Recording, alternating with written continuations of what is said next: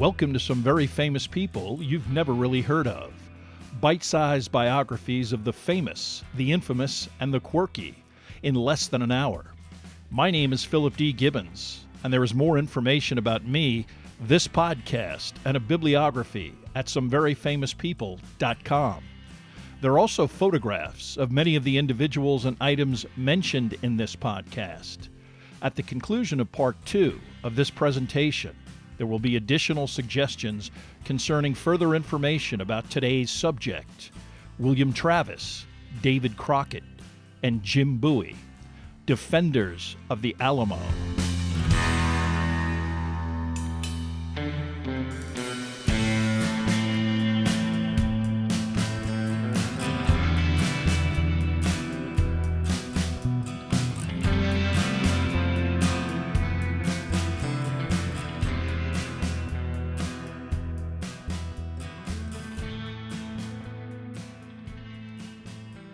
Now let's continue with our story about the Alamo.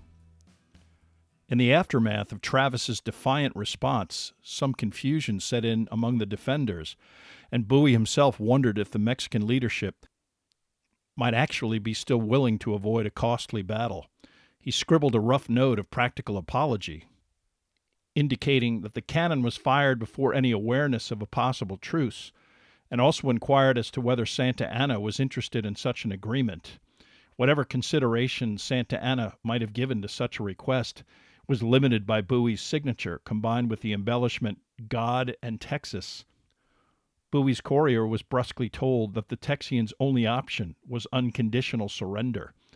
Underlining the confusion among the leadership within the garrison, at about the same time that this courier left, another individual appeared with a message from William Travis, requesting a conference with any appropriate member of Mexican leadership.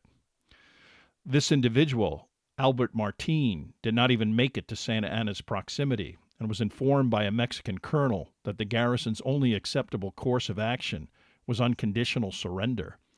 This response also did not even discuss whether or not the prospective prisoners' lives would be spared, indicating that execution at the hands of Santa Anna was a definite possibility.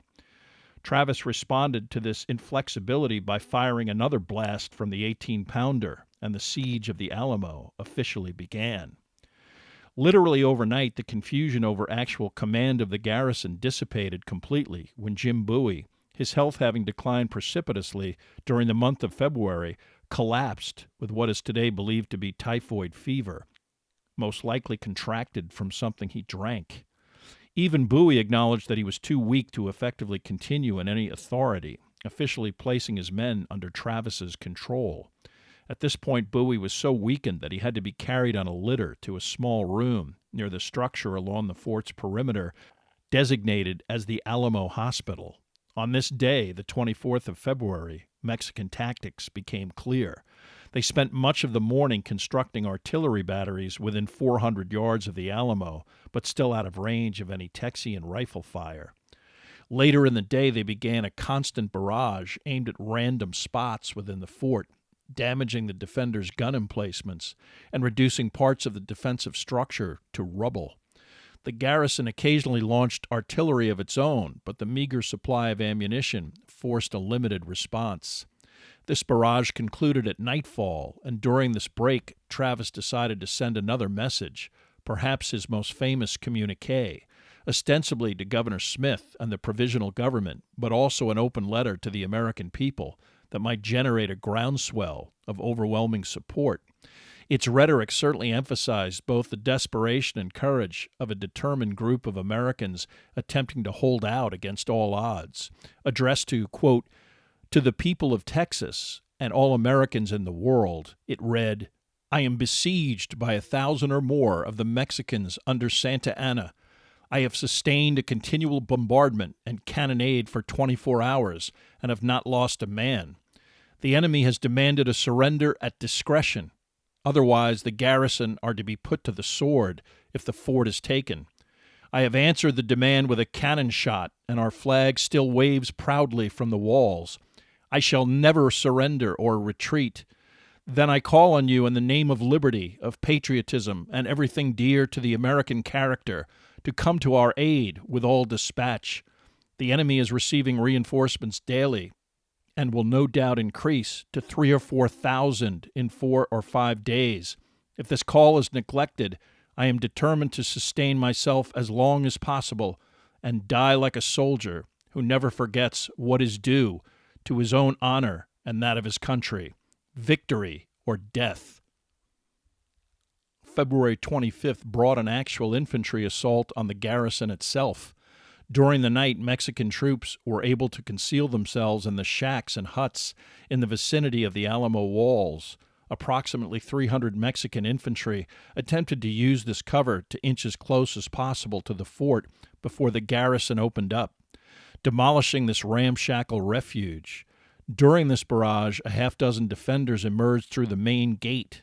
Using torches, they ignited the thatched roofs of these dwellings, succeeding in completely eliminating the strategic position and allowing the sharpshooters on the walls to repulse the Mexican attackers. Although encouraged by this success, February 26th brought more visible reinforcements and batteries that were now even closer to the walls of the Alamo. Although Fannin had already received one message from Travis, he hesitated before actually taking any action. Finally, on February 26th, with over 300 men and all of his artillery, he began to march in the direction of San Antonio.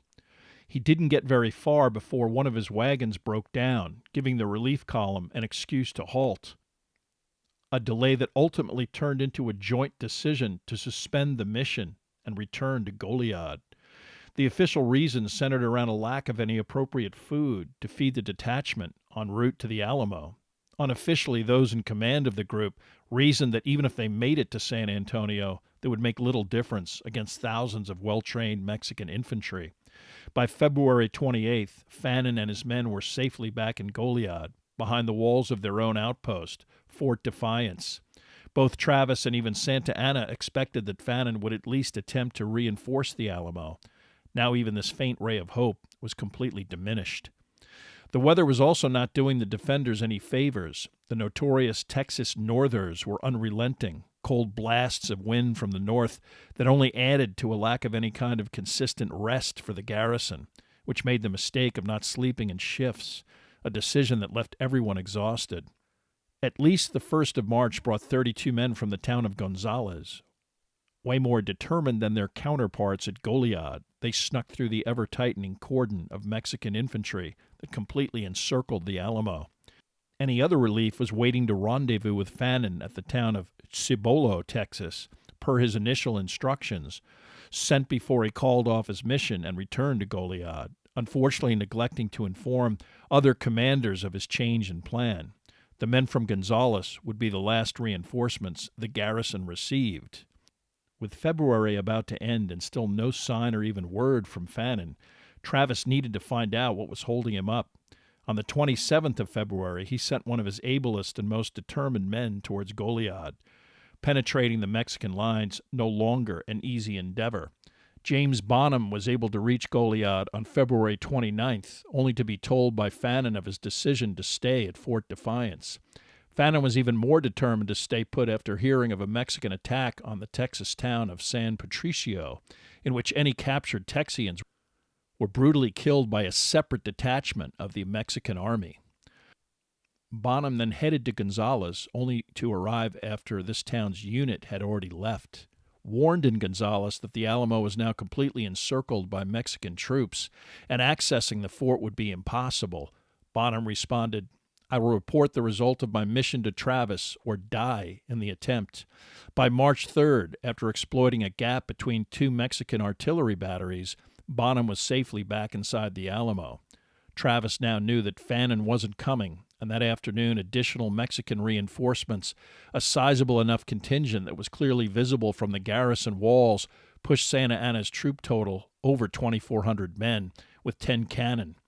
This artillery, with some batteries as close as 200 yards from the Alamo, spent much of March 4th pounding away at the outer perimeter of the fort, destroying walls and improvised fortifications.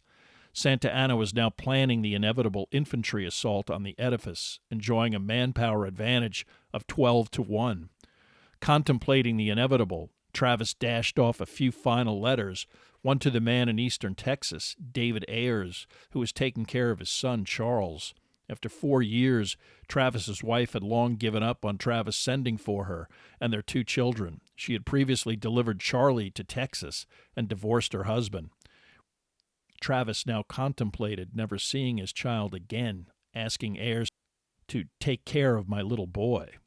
According to a female eyewitness who survived the battle, Travis, on the evening of March 5th, convened the entire garrison during a lull in the shelling, informed them that help was not coming, and they could either surrender, stay and fight, or try and escape.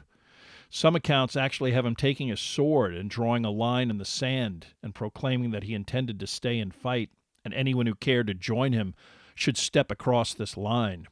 All but one man allegedly stepped over the line. This individual, named Louis Rose of Nacogdoches, left the fort that night and successfully escaped through the Mexican lines. Today, this story has been refuted by some as histrionic embellishment, but it still endures as a central part of the Alamo legend. As the night of the 5th progressed, Santa Anna began to implement his preparation for the assault, now scheduled to take place at 4 a.m. on March 6th. 4 columns of infantry, 1,800 men in all, would strike the northeast, northwest, east, and south walls. Most of these men, 700 in all, would attack somewhere along the northern wall of the garrison. 600 men would remain in reserve. 300 cavalry would remain near the east wall on high ground to observe and destroy any attempt to break out and escape from the fort. Throughout the early morning of the 6th, Mexican troops quietly made their way to assigned positions in the vicinity of the Alamo. Inside the fort, most men were settling into their first night of uninterrupted sleep since the beginning of the siege, a deliberate tactic on Santa Anna's part to suspend shelling, hoping to catch the defenders by surprise. At 4 a.m., Mexican troops awaited the sound of the bugler, who would signal the order to commence the attack, but the hour came and went with no such entreaty. Santa Anna was hoping for some moonlight. Instead, it was dark and cloudy, and he waited until the first light of dawn at 5 a.m. to order the attack. Intense shouting arose from the Mexican lines, cries of "Viva Santa Anna" and "Arriba" accompanying the advancing lines. The Texians were supposed to have at least a few sentries stationed outside of the wall to sound the alarm, but these individuals, probably asleep, were immediately killed before they could sound any kind of alert. Only the sole night sentry inside the fort heard the advance and warned the garrison before racing to Travis's barracks. "Colonel, the Mexicans are coming." Dressed in his clothes but without the uniform that he ordered, but did not receive in time, Travis rolled out of bed, grabbed his sword and shotgun, told his slave named Joe to follow him, and ran to the battery in the center of the north wall. In the chaos before the defenders responded to the alarm, Mexican troops were already collecting at the base of the wall, attempting to place scaling ladders against the side of the fort. Too close for any effective Texian artillery, the men on top of the wall were reduced to firing down at the attackers, Travis included. He was able to unleash both barrels of his shotgun into the huddling mass before a volley from the Mexican infantry was sent in his direction, hitting him directly in the head. His shotgun fell over the wall, and the momentum of the shot spun him down the dirt fortification around the battery. He landed in a sitting position, mortally wounded, Joe immediately fleeing back to the barracks, hiding until the battle was over. Each of the 4 columns met heavy resistance, the first surge repelled by grape shot, shrapnel, cannon, and rifle fire. Most Texian sharpshooters working with 4 loaded weapons at a time. As this first wave retreated and reformed, the men defending the walls were able to reload. A second attack began. Again, the infantry surged forward. This time, the 3 columns, now one disorganized entity that was able to reach the base of the wall again. Now, with no scaling ladders, the attackers were at an impasse, vulnerable from shots from up above. Again, after suffering heavy casualties, the second wave was repelled. Santa Anna observed the confusion and lack of success and ordered his reserves into the battle. This third surge coincided with another attack on the south side of the Alamo, the 4th column as yet unsuccessful, but with sheer numbers eventually able to overwhelm the defenders and seize the battery at the southwest corner. Simultaneously, a mass of infantry had merely resorted to climbing up the north side of the fort, soldiers picking their way up the timber, reinforcing the Alamo's limestone exterior. Despite numerous casualties, this third attack eventually established a toehold that only expanded, infantry now sweeping into the fort's central open area, eventually linking up with Mexican troops who finally overwhelmed the south wall. The defenders had prepared for this moment, most retreating back to the barracks and rooms in the Alamo's perimeter. Fortifications had already been prepared, blocking doors and making access difficult, gunfire hitting anything that approached these dwellings. But now the attackers had control of the various batteries on the walls of the Alamo, and they methodically turned this artillery on the fortified barracks. One by one, this resistance was mopped up, an artillery round destroying the external fortifications, infantry then sent in to kill any remaining defenders. At last, only the iconic Alamo Chapel was still viable, and the defenders were eventually vanquished, James Bonham among the dead in this area. All that was left was the slaughter of any remaining men, which included Jim Bowie, practically delirious, covered with blankets in his small hospital room, where he was soon discovered and bayoneted. Even boys as young as 12 years old were unhesitatingly killed, although women and younger children were spared. As the battle became hopeless, several Texians did attempt to make a run for it, but they were no match for the cavalry that swooped down upon them, quickly dispatching these unfortunates with a saber or running them through with a lance. At 6:30 a.m., 90 minutes after it began, the gunfire ceased and the Battle of the Alamo was over. There was some additional activity when several defenders were taken prisoner or were discovered hiding under some mattresses in the barracks. Initially saved from execution by the immediate Mexican officer on the scene, they suffered a gruesome fate when presented to Santa Anna himself. When asked about clemency, he became indignant. "Have I not told you before how to dispose of them? Why do you bring them to me?" The general's own escort then set upon the men with swords as their commander walked away from the carnage.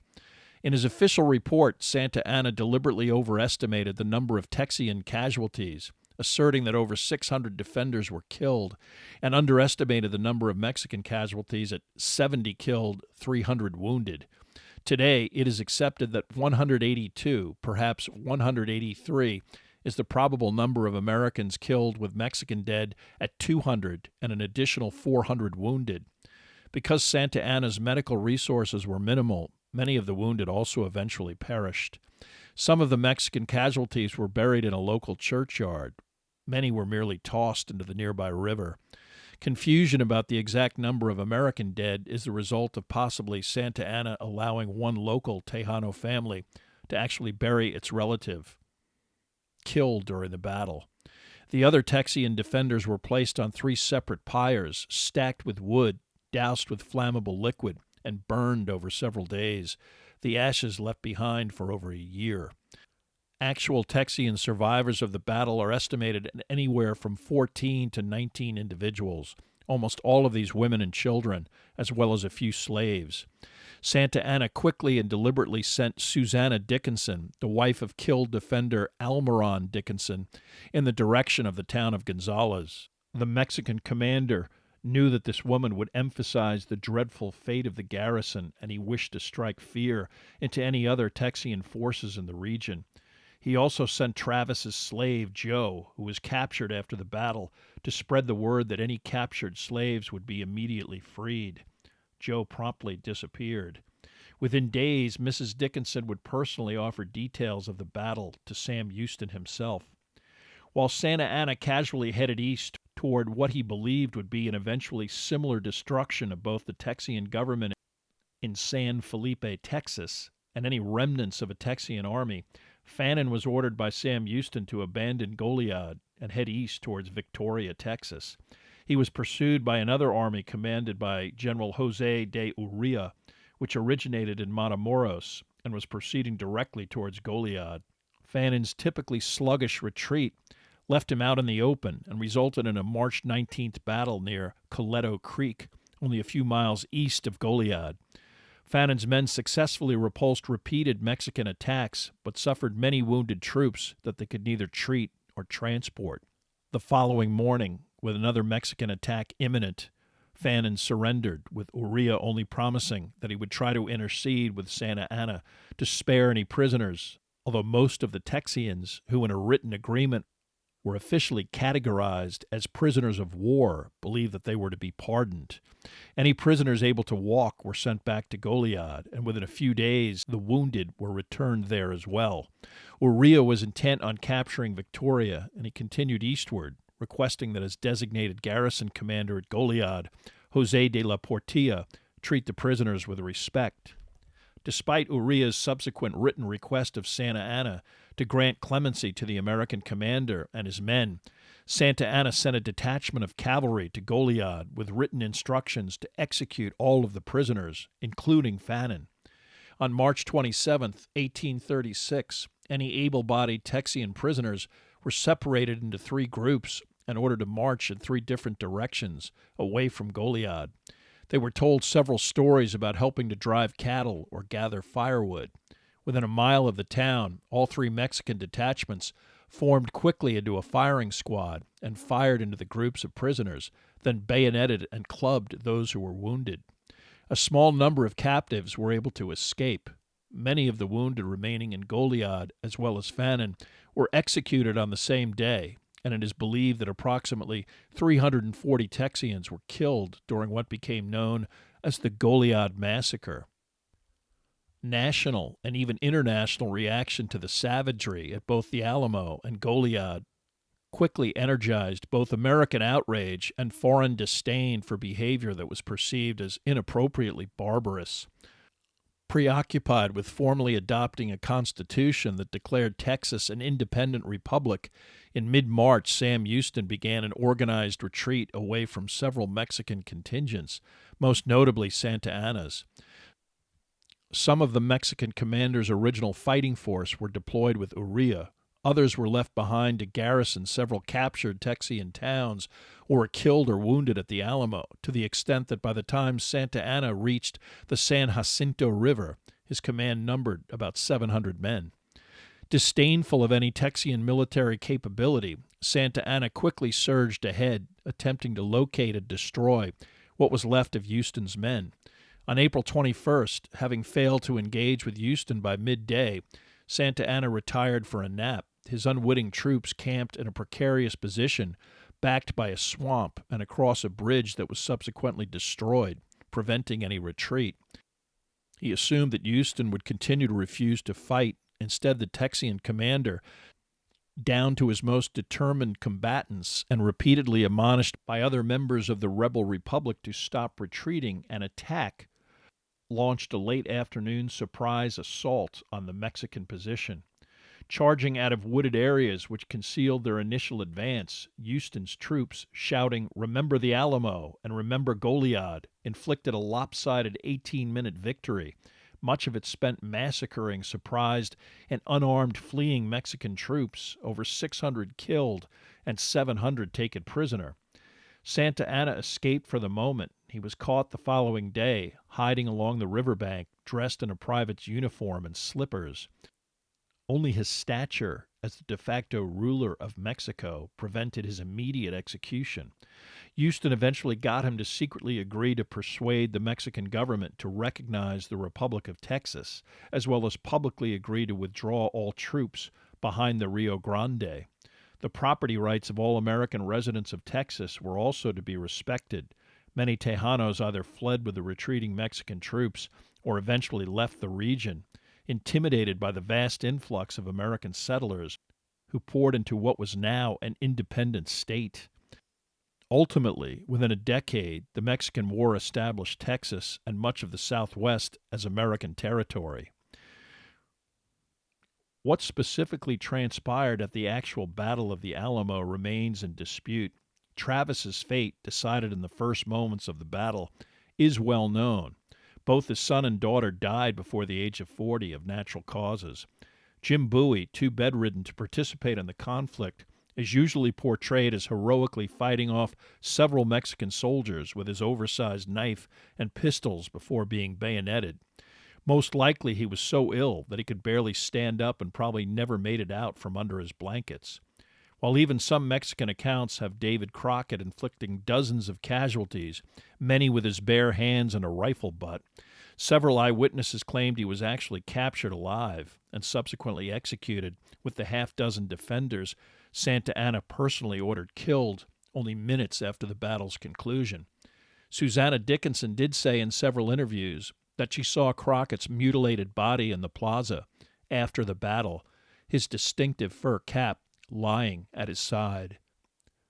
Sam Houston emerged as the leading political figure in Texas, winning election over Stephen F. Austin as president of the Republic of Texas, and ultimately Houston was elected to the U.S. Senate. While loyal to the state of Texas, he personally opposed secession from the Union and died in 1863 before the end of the Civil War. Antonio Lopez de Santa Anna was able to return safely to Mexico, but had little support, his reputation ruined to the extent that the Mexican government proclaimed that any agreement signed with Texas was done so under duress, was null and void, and Santa Anna no longer spoke for the government. After exile to his hacienda in Veracruz in 1838, French troops attempting to obtain reparations for Mexican property confiscated from French citizens invaded the port city. Desperate to repel the invasion, the government allowed Santa Anna to lead the military effort in opposition. Although the French government was able to impose a favorable settlement, Santa Anna was seriously wounded, and his leadership and sacrifice increased his popularity, allowing him to once again seize power as a military dictator. More ruthless than ever, he restricted the press, imprisoned opponents, and raised taxes. An 1842 unsuccessful invasion of Texas also helped to increase opposition, which resulted in his overthrow, imprisonment, and exile to Cuba. Thinking that reinserting Santa Anna into Mexico would help to peacefully resolve hostility between the two countries, the American government assisted in getting him back into Mexico, only to see him once again at the head of the army resisting American territorial demands. The ensuing American invasion, known in the U.S. as the Mexican War, was a Mexican disaster, the U.S. eventually expropriating much of the present-day American Southwest and once again sending Santa Anna into exile. Typical of the chaos in Mexican politics, a weak central government was overthrown in 1852. The coup organized by conservatives and the Catholic Church, intent on reclaiming property seized years earlier by more liberal entities. Once again, in 1853, Santa Anna became the President of Mexico, a glorified figurehead who presided over a bankrupt government. So desperate to raise cash and fearful that the U.S. eventually would seize it without compensation anyway, Santa Anna agreed with the American ambassador, James Gadsden, to sell substantial additional amounts of Mexican territory, land that today comprises mostly present-day southern Arizona. This transaction was considered so disgraceful by many Mexicans that it led to the final 1855 overthrow and exile of Santa Anna, as well as confiscation of any of his property. Santa Anna spent the next 2 decades attempting to make money as an entrepreneur and businessman. His most notable venture was attempting to introduce the substance known as chicle as a substitute for the materials used by American wheel manufacturers. This natural gummy substance did not catch on until an American inventor named Thomas Adams, after purchasing chicle but failing to produce any type of rubber equivalent, observed Santa Anna chewing the material, a habit dating back to the Mayans. Adams incorporated it into a recipe that added sugar and flavors like licorice and produced the first American chewing gum, the licorice flavor known as blackjack. Adams would be even more successful with another chicle gum variation introduced in 1900, known as chiclets. Santa Anna did not have any involvement in the venture's success. In 1864, when France again launched another military adventure in Mexico, Santa Anna schemed with both sides unsuccessfully to get involved, eventually also attempting to raise money in the U.S. for his own army. All such efforts failed, and he spent the next 7 years in exile in Staten Island, New York, and various Caribbean islands, now poor and obscure. In 1874, nearly blind, 80 years old, and of no political consequence, He was permitted to return to Mexico, where he died 2 years later. Today, most of the former Alamo complex has been swallowed up by downtown San Antonio. The only remaining structures are the former Mission Chapel, familiar to most Americans, and part of the Long Barrack, with 2 small courtyards in between. However, the distinctive oval roofline over the front entrance of the chapel building was not added until 1849. Initially, after the Texas Revolution, the military used the chapel as a warehouse. Other parts of the complex were used by private interests for commercial purposes. The chapel eventually reverted back to the Catholic Church, who sold it to the state of Texas. Not as historically recognizable, the Long Barrack area was almost demolished before efforts in 1905 by local philanthropists ensured that any remaining structures were preserved. The administration of the grounds was handled by an organization known as the Daughters of the Republic of Texas. Unfortunately, this group was utterly dysfunctional, prompting fights with the Texas state government and lawsuits among factions within the group.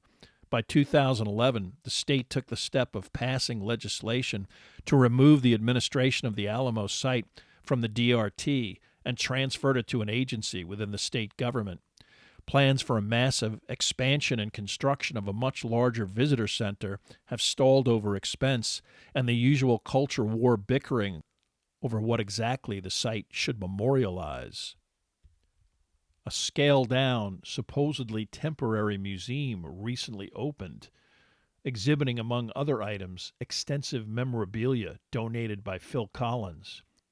The musician claims a lifelong fascination with the Battle of the Alamo, developed as a British 5-year-old after seeing Disney's Davy Crockett, King of the Wild Frontier.